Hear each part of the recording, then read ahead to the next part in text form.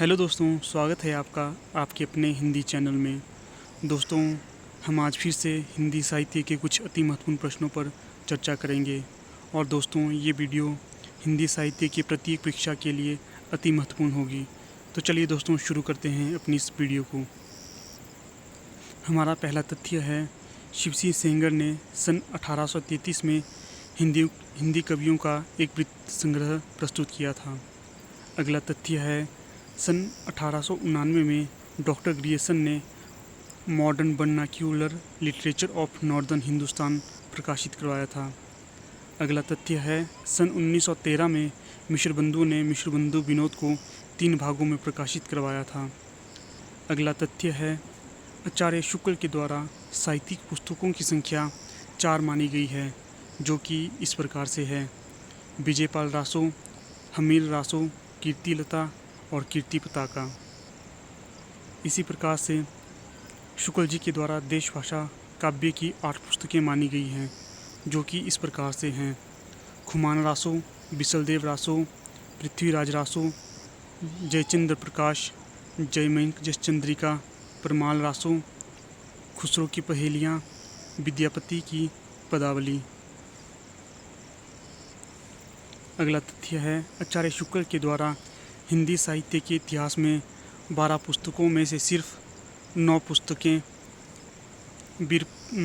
वीरगाथात्मक आधार पर ली गई हैं, जो कि इस प्रकार से है: विजयपाल रासो, हमीर रासो, कीर्तिलता, कीर्ति पताका, खुमान रासो, पृथ्वीराज रासो, जयचंद्र प्रकाश, जयमयंक जसचंद्रिका और परमार रासो। दोस्तों, ये 9 पुस्तकें वीर पुस्तकों के तौर पे जानी जाती है। अगला कथन है, आचार्य शुक्ल के द्वारा हिंदी शब्द सागर की भूमिका के रूप में हिंदी साहित्य का विकास के नाम से सन 1929 में जनवरी माह में हिंदी साहित्य का इतिहास को लिखा गया था। अगला कथन है, हिंदी साहित्य के 900 वर्षों के इतिहास को आचार्य शुक्ल के द्वारा 4 भागों में बांटा गया है, जो कि इस प्रकार से है: वीरगाथा काल, जिसका समय संवत 1050 से 1375 तक है; भक्ति काल, जिसका समय संवत 1375 से 1700 तक है; और रीति काल, जिसका समय संवत 1700 से 1900 तक है; और गद्य काल, जिसका समय संवत 1900 से 1984 तक है। और दोस्तों, अगला कथन है, प्राकृत की अंतिम अपभ्रंश अवस्था से ही हिंदी साहित्य का आविर्भाव माना जाता है। ये कथन शुक्ल जी का है, जो कि बहुत ही ज़्यादा महत्वपूर्ण है। अगला कथन है, आदिकाल का समय महाराज भोज के समय से लेकर हमीर देव के समय तक या उनके कुछ पीछे तक माना जाता है। ये कथन भी आचार्य शुक्ल का है। अगला तथ्य है, बालचंद बिजवाई भाषा दुहू नहीं लग गई दूजन हासा। ये कथन विद्यापति जी का है और ये मैथिली में रचा गया है। हमारा अगला तथ्य है, जिस प्रकार गाहा या गाथा प्राकृत से संबंध रखता है, उसी प्रकार दूहा या दोहा अपभ्रंश से संबंध रखता है। हमारा अगला तथ्य है,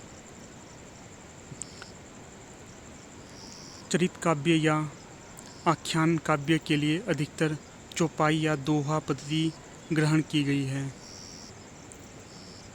हमारा अगला कथन है,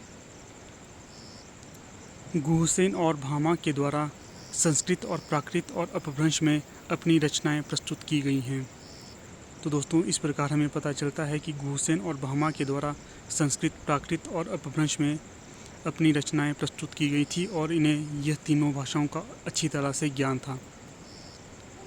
अगला कथन है, 84 सिद्धों में 3 योगिनियाँ भी आती हैं, जो इस प्रकार से हैं: मणिभद्रपा, कनकलपा, लक्ष्मीकारा। अगला तथ्य है, 84 सिद्धों में पहले सरहपा और अंतिम भीलपा हैं। तो दोस्तों, इस प्रकार से यहाँ पर हमारी इस वीडियो का समापन हो जाता है। अगर आपको ये वीडियो अच्छी लगे तो इसे लाइक, शेयर और सब्सक्राइब जरूर करें। धन्यवाद।